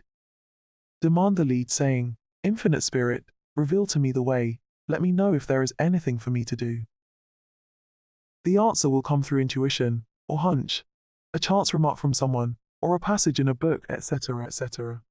The answers are sometimes quite startling in their exactness.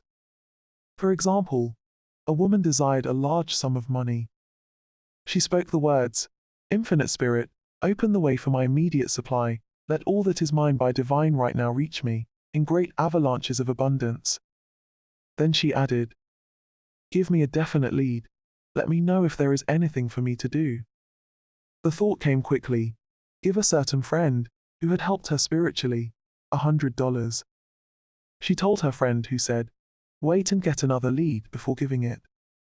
So she waited, and that day met a woman who said to her, I gave someone $1 today.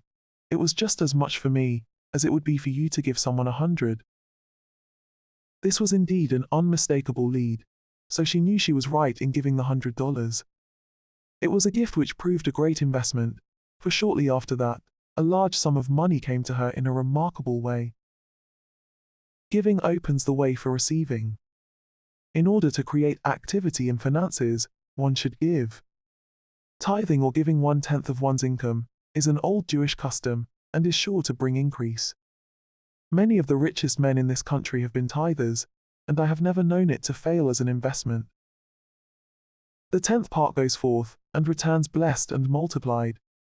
But the gift or tithe must be given with love and cheerfulness, for God loveth a cheerful giver. Bills should be paid cheerfully. All money should be sent forth fearlessly, and with a blessing. This attitude of mind makes man master of money. It is his to obey, and his spoken word then opens vast reservoirs of wealth. Man himself limits his supply by his limited vision. Sometimes the student has a great realization of wealth, but is afraid to act. The vision and action must go hand in hand, as in the case of the man who bought the fur-lined overcoat. A woman came to me asking me to speak the word for a position. So I demanded, Infinite Spirit, open the way for this woman's right position. Never ask for just a position. Ask for the right position, the place already planned in divine mind, as it is the only one that will give satisfaction. I then gave thanks that she had already received, and that it would manifest quickly. Very soon, she had 3 positions offered her, 2 in New York and 1 in Palm Beach, and she did not know which to choose. I said, "Ask for a definite lead." The time was almost up, and was still undecided, when one day she telephoned. When I woke up this morning, I could smell Palm Beach. She had been there before, and knew its balmy fragrance. I replied, "Well, if you can smell Palm Beach from here, it is certainly your lead." She accepted the position, and it proved a great success. Often one's lead comes at an unexpected time. One day, I was walking down the street, when I suddenly felt a strong urge to go to a certain bakery, a block or 2 away. The reasoning mind resisted, arguing, "There is nothing there that you want." However, I had learned not to reason, so I went to the bakery, looked at everything, and there was certainly nothing there that I wanted. But coming out, I encountered a woman I had thought of often, and who was in great need of the help which I could give her. So often, one goes for one thing and finds another. Intuition is a spiritual faculty, and does not explain, but simply points the way. A person often receives a lead during a treatment. The idea that comes may seem quite irrelevant, but some of God's leadings are mysterious. In the class one day, I was treating that each individual would receive a definite lead. A woman came to me afterwards and said, "While you were treating, I got the hunch to take my furniture out of storage and get an apartment." The woman had come to be treated for health. I told her I knew in getting a home of her own, her health would improve, and I added, "I believe your trouble, which is a congestion, has come from having things stored away. Congestion of things causes congestion in the body. You have violated the law of use, and your body is paying the penalty." So I gave thanks that divine order was established in her mind, body and affairs. People little dream of how their affairs react on the body.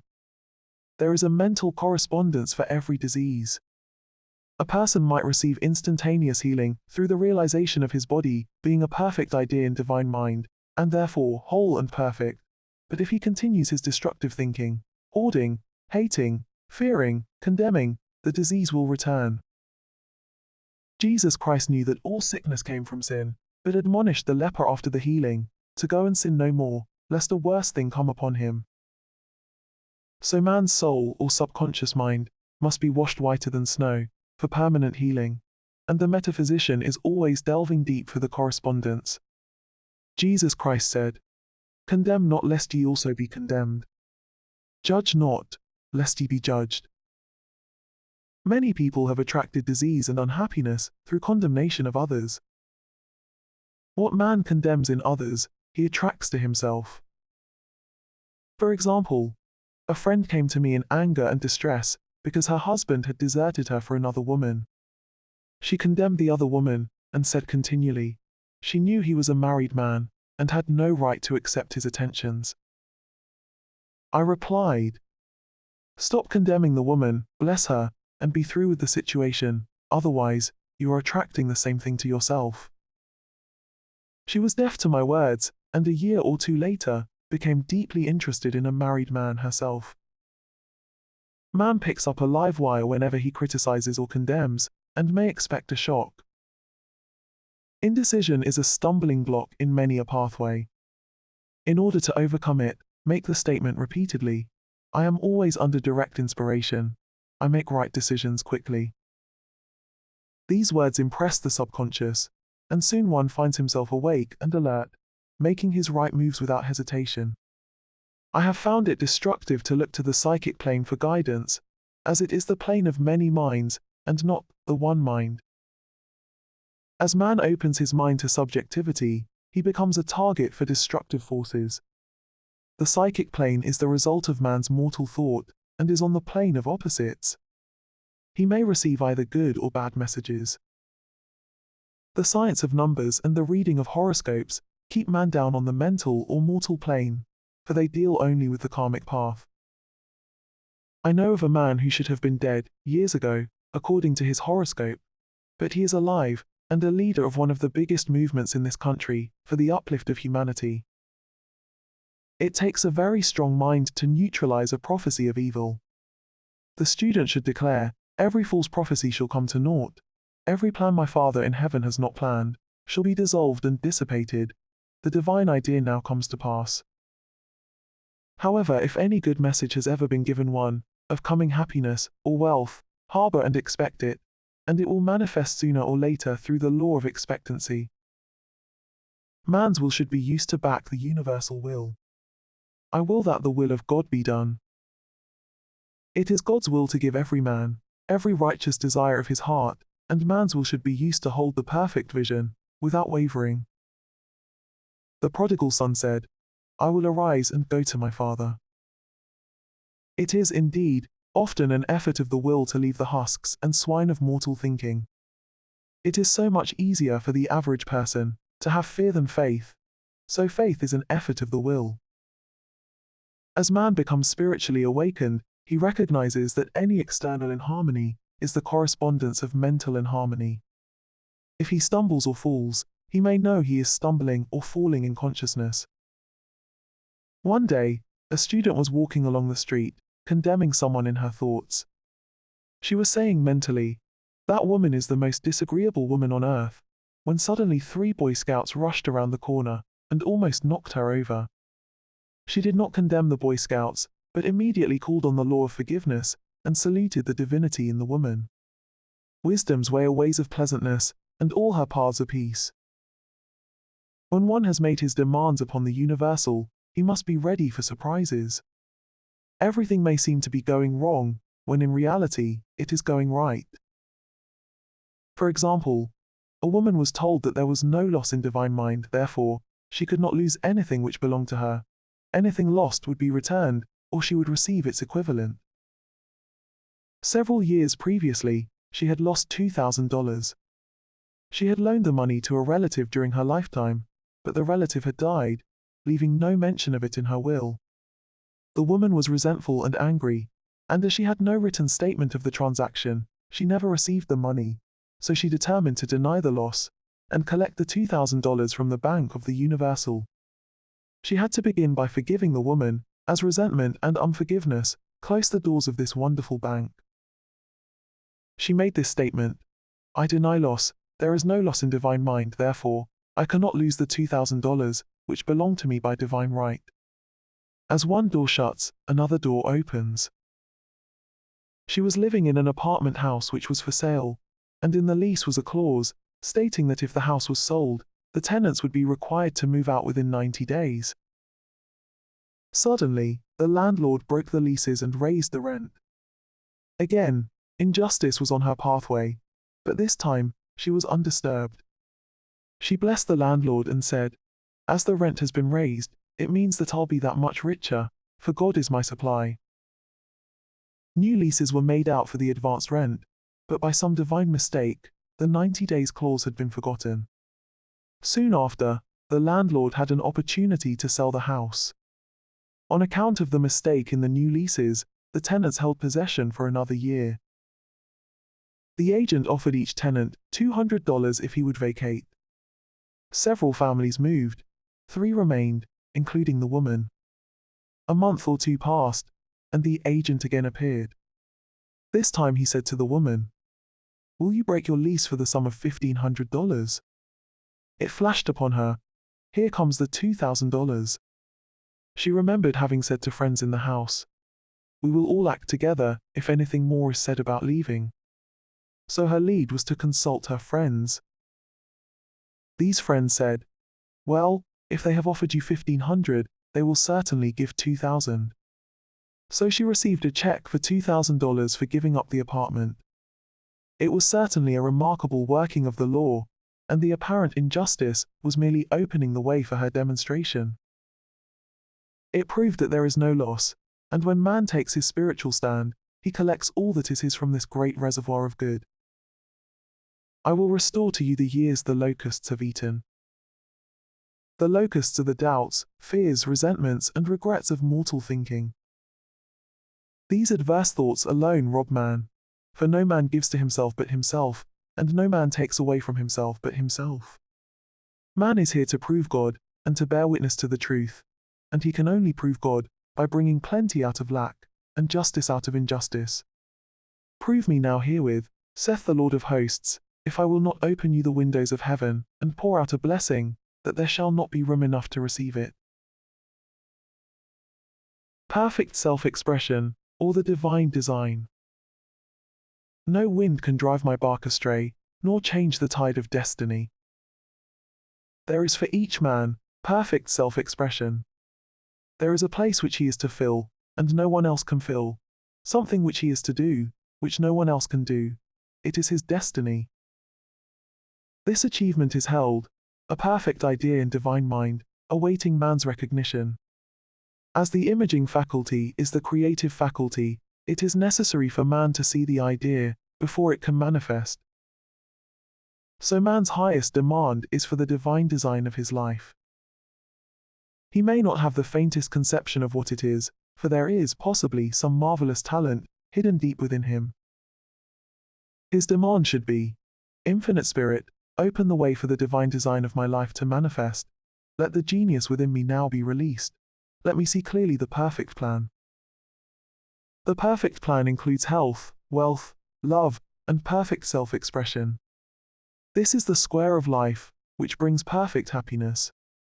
When one has made this demand, he may find great changes taking place in his life, for nearly every man has wandered far from the divine design.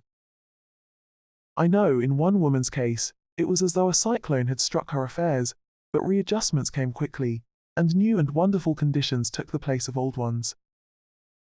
Perfect self-expression will never be labor, but of such absorbing interest that it will seem almost like play.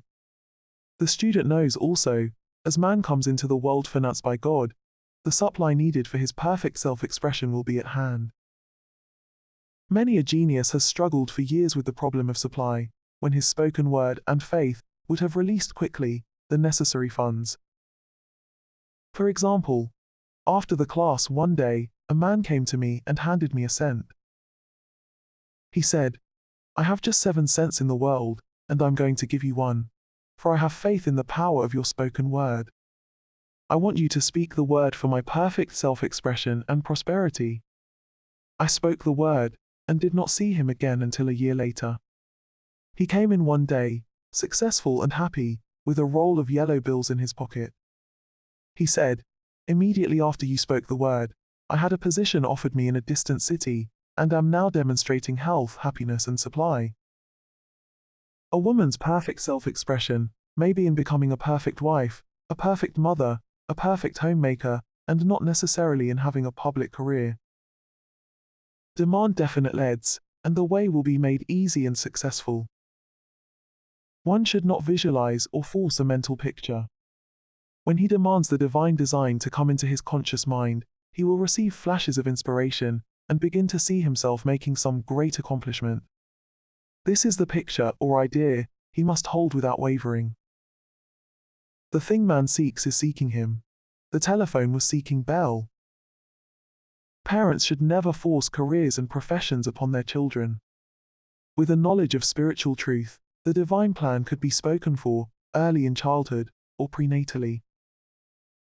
A prenatal treatment should be, let the God in this child have perfect expression. Let the divine design of his mind, body and affairs be made manifest throughout his life, throughout eternity. God's will be done, not man's. God's pattern, not man's pattern, is the command we find running through all the scriptures, and the Bible is a book dealing with the science of the mind. It is a book telling man how to release his soul, or subconscious mind, from bondage.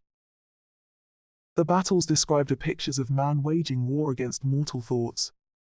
A man's foes shall be they of his own household. Every man is Jehoshaphat, and every man is David, who slays Goliath, mortal thinking, with the little white stone, faith. So man must be careful that he is not the wicked and slothful servant, who buried his talent. There is a terrible penalty to be paid for not using one's ability. Often fear stands between man and his perfect self-expression. Stage fright has hampered many a genius. This may be overcome by the spoken word, or treatment. The individual then loses all self-consciousness and feels simply that he is a channel for infinite intelligence to express itself through. He is under direct inspiration, fearless and confident, for he feels that it is the Father within him who does the work. A young boy came often to my class with his mother. He asked me to speak the word for his coming examinations at school. I told him to make the statement, "I am one with infinite intelligence. I know everything I should know on this subject."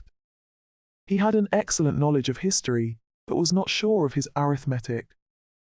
I saw him afterwards and he said, "I spoke the word for my arithmetic and passed with the highest honors, but thought I could depend on myself for history and got a very poor mark." Man often receives a setback when he is too sure of himself, which means he is trusting to his personality and not the Father within. Another one of my students gave me an example of this. She took an extended trip abroad one summer, visiting many countries where she was ignorant of the languages. She was calling for guidance and protection every minute, and her affairs went smoothly and miraculously. Her luggage was never delayed nor lost. Accommodations were always ready for her at the best hotels, and she had perfect service wherever she went. She returned to New York. Knowing the language, she felt God was no longer necessary, so looked after her affairs in an ordinary manner. Everything went wrong, her trunks delayed, amid inharmony and confusion.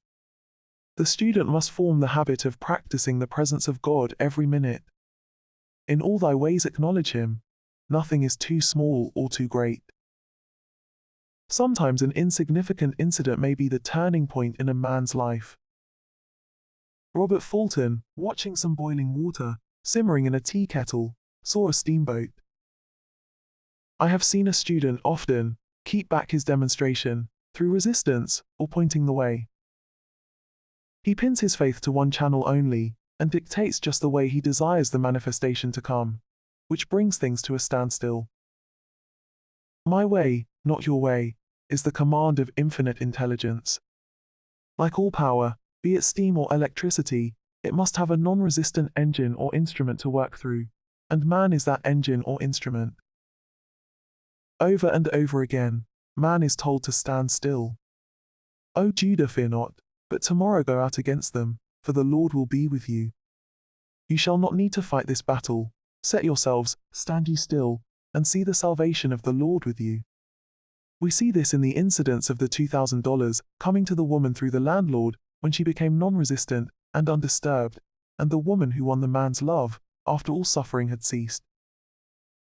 The student's goal is poise. Poise is power, for it gives God power a chance to rush through man, to will and to do its good pleasure.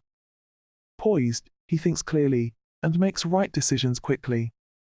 He never misses a trick. Anger blurs the visions, poisons the blood, is the root of many diseases, and causes wrong decision leading to failure. It has been named one of the worst sins, as its reaction is so harmful. The student learns that in metaphysics, sin has a much broader meaning than in the old teaching. Whatsoever is not of faith is sin. He finds that fear and worry are deadly sins. They are inverted faith, and through distorted mental pictures, bring to pass the thing he fears. His work is to drive out these enemies from the subconscious mind. When man is fearless, he is finished. Maeterlinck says that man is God-afraid. So, as we read in the previous chapters, man can only vanquish fear by walking up to the thing he is afraid of. When Jehoshaphat and his army prepared to meet the enemy, singing "Praise the Lord, for his mercy endureth forever," they found their enemies had destroyed each other, and there was nothing to fight. For example, a woman asked a friend to deliver a message to another friend. The woman feared to give the message, as the reasoning mind said, "Don't get mixed up in this affair, don't give that message." She was troubled in spirit, for she had given her promise. At last, she determined to walk up to the lion and call on the law of divine protection. She met the friend to whom she was to deliver the message. She opened her mouth to speak it, when her friend said, "So-and-so has left town." This made it unnecessary to give the message, as the situation depended upon the person being in town. As she was willing to do it, she was not obliged to, as she did not fear, the situation vanished. The student often delays his demonstration through a belief in incompletion. He should make this statement. In divine mind, there is only completion, therefore, my demonstration is completed. My perfect work, my perfect home, my perfect health. Whatever he demands are perfect ideas registered in divine mind, and must manifest, under grace in a perfect way. He gives thanks he has already received on the invisible, and makes active preparation for receiving on the visible. One of my students was in need of a financial demonstration. She came to me and asked why it was not completed. I replied, "Perhaps you are in the habit of leaving things unfinished, and the subconscious has gotten into the habit of not completing, as the without, so the within." She said, "You are right. I often begin things and never finish them. I'll go home and finish something I commenced weeks ago, and I know it will be symbolic of my demonstration." So she sewed assiduously, and the article was soon completed. Shortly after, the money came in a most curious manner. Her husband was paid his salary twice that month. He told the people of their mistake, and they sent word to keep it. When man asks, believing he must receive, for God creates his own channels. I have been sometimes asked, suppose one has several talents, how is he to know which one to choose? Demand to be shown definitely. Say, Infinite Spirit, give me a definite lead, reveal to me my perfect self-expression, show me which talent I am to make use of now. I have known people to suddenly enter a new line of work, and be fully equipped, with little or no training.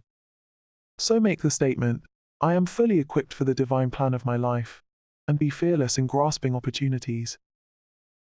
Some people are cheerful givers, but bad receivers. They refuse gifts through pride, or some negative reason, thereby blocking their channels, and invariably find themselves eventually with little or nothing. For example, a woman who had given away a great deal of money, had a gift offered her of several $1,000s. She refused to take it, saying she did not need it. Shortly after that, her finances were tied up, and she found herself in debt for that amount. Man should receive gracefully the bread returning to him upon the water. Freely ye have given, freely ye shall receive. There is always the perfect balance of giving and receiving, and though man should give without thinking of returns, he violates law if he does not accept the returns which come to him. For all gifts are from God, man being merely the channel. A thought of lack should never be held over the giver. For example, when the man gave me the 1 cent, I did not say, "Poor man, he cannot afford to give me that." I saw him rich and prosperous, with his supply pouring in. It was this thought which brought it. If one has been a bad receiver, he must become a good one, and take even a postage stamp if it is given him, and open up his channels for receiving. The Lord loveth a cheerful receiver, as well as a cheerful giver. I have often been asked why one man is born rich and healthy, and another poor and sick. Where there is an effect, there is always a cause. There is no such thing as chance. This question is answered through the law of reincarnation. Man goes through many births and deaths, until he knows the truth which sets him free. He is drawn back to the earth plane, through unsatisfied desire, to pay his karmic debts, or to fulfill his destiny. The man born rich and healthy has had pictures in his subconscious mind, in his past life, of health and riches, and the poor and sick man, of disease and poverty. Man manifests on any plane the sum total of his subconscious beliefs. However, birth and death are man-made laws, for the wages of sin is death. The Adamic fall in consciousness through the belief in two powers. The real man, spiritual man, is birthless and deathless. He never was born and has never died. As he was in the beginning, he is now, and ever shall be. So through the truth, man is set free from the law of karma, sin and death, and manifests the man made in his image and likeness. Man's freedom comes through fulfilling his destiny, bringing into manifestation the divine design of his life. His Lord will say unto him, "Well done, thou good and faithful servant, thou hast been faithful over a few things, I will make thee ruler over many things, death itself." Enter thou into the joy of thy Lord, eternal life. Denials and affirmations. Thou shalt also decree a thing, and it shall be established unto thee. All the good that is to be made manifest in man's life is already an accomplished fact in divine mind, and is released through man's recognition or spoken word, so he must be careful to decree that only the divine idea be made manifest, for often he decrees through his idle words, failure or misfortune. It is therefore of the utmost importance to word one's demands correctly, as stated in a previous chapter. If one desires a home, friend, position, or any other good thing, make the demand for the divine selection. For example, Infinite Spirit, open the way for my right home, my right friend, my right position. I give thanks it now manifests under grace in a perfect way. The latter part of the statement is most important. For example, I knew a woman who demanded $1,000. Her daughter was injured, and they received $1,000 indemnity, so it did not come in a perfect way. The demand should have been worded in this way. Infinite Spirit, I give thanks that the $1,000, which is mine by divine right, is now released, and reaches me under grace, in a perfect way. As one grows in a financial consciousness, he should demand that the enormous sums of money, which are his by divine right, reach him under grace, in perfect ways. It is impossible for man to release more than he thinks is possible, for one is bound by the limited expectancies of the subconscious. He must enlarge his expectancies in order to receive in a larger way. Man so often limits himself in his demands. For example, a student made the demand for $600 by a certain date. He did receive it, but heard afterwards that he came very near receiving $1,000, but he was given just $600 as the result of his spoken word. They limited the Holy One of Israel. Wealth is a matter of consciousness. The French have a legend giving an example of this. A poor man was walking along a road when he met a traveler, who stopped him and said, "My good friend, I see you are poor. Take this gold nugget, sell it, and you will be rich all your days." The man was overjoyed at his good fortune, and took the nugget home. He immediately found work, and became so prosperous that he did not sell the nugget. Years passed, and he became a very rich man. One day he met a poor man on the road. He stopped him and said, "My good friend, I will give you this gold nugget, which if you sell, will make you rich for life." The mendicant took the nugget, had it valued, and found it was only brass.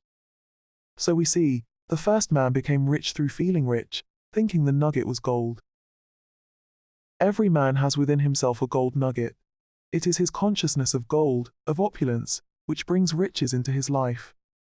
In making his demands, man begins at his journey's end, that is, he declares he has already received. Before ye call I shall answer. Continually affirming establishes the belief in the subconscious. It would not be necessary to make an affirmation more than once if one had perfect faith. One should not plead or supplicate, but give thanks repeatedly that he has received. The desert shall rejoice and blossom as the rose. This rejoicing which is yet in the desert, state of consciousness, opens the way for release. The Lord's Prayer is in the form of command and demand. Give us this day our daily bread, and forgive us our debts as we forgive our debtors, and ends in praise. For thine is the kingdom and the power and the glory forever. Amen. Concerning the works of my hands, command ye me. So prayer is command and demand, praise and thanksgiving. The student's work is in making himself believe that with God, all things are possible. This is easy enough to state in the abstract, but a little more difficult when confronted with a problem. For example, it was necessary for a woman to demonstrate a large sum of money within a stated time. She knew she must do something to get a realization, for realization is manifestation, and she demanded a lead. She was walking through a department store when she saw a very beautiful pink enamel paper cutter. She felt the pull towards it. The thought came, I haven't a paper cutter good enough to open letters containing large checks. So she bought the paper cutter, which the reasoning mind would have called an extravagance. When she held it in her hand, She had a flash of a picture of herself opening an envelope containing a large check, and in a few weeks, she received the money. The pink paper cutter was her bridge of active faith. Many stories are told of the power of the subconscious when directed in faith. For example, a man was spending the night in a farmhouse. The windows of the room had been nailed down, and in the middle of the night, he felt suffocated and made his way in the dark to the window. He could not open it, so he smashed the pane with his fist, drew in draughts of fine fresh air, and had a wonderful night's sleep. The next morning, he found he had smashed the glass of a bookcase, and the window had remained closed during the whole night. He had supplied himself with oxygen, simply by his thought of oxygen. When a student starts out to demonstrate, he should never turn back. Let not that man who wavers think that he shall receive anything of the Lord. A student once made this wonderful statement: "When I ask the Father for anything, I put my foot down and I say, 'Father, I'll take nothing less than I've asked for, but more.' So man should never compromise. Having done all, stand." This is sometimes the most difficult time of demonstrating. The temptation comes to give up, to turn back, to compromise. He also serves who only stands and waits. Demonstrations often come at the 11th hour, because man then lets go, that is, stops reasoning, and infinite intelligence has a chance to work. Man's dreary desires are answered drearily, and his impatient desires, long delayed or violently fulfilled. For example, a woman asked me why it was she was constantly losing or breaking her glasses. We found she often said to herself and others with vexation, "I wish I could get rid of my glasses." So her impatient desire was violently fulfilled. What she should have demanded was perfect eyesight, but what she registered in the subconscious was simply the impatient desire to be rid of her glasses, so they were continually being broken or lost. Two attitudes of mind cause loss: depreciation, as in the case of the woman who did not appreciate her husband, or fear of loss, which makes a picture of loss in the subconscious. When a student is able to let go of his problem, cast his burden, he will have instantaneous manifestation. For example, a woman was out during a very stormy day, and her umbrella was blown inside out. She was about to make a call on some people whom she had never met, and she did not wish to make her first appearance with a dilapidated umbrella. She could not throw it away, as it did not belong to her. So in desperation she exclaimed, "Oh God, you take charge of this umbrella. I don't know what to do."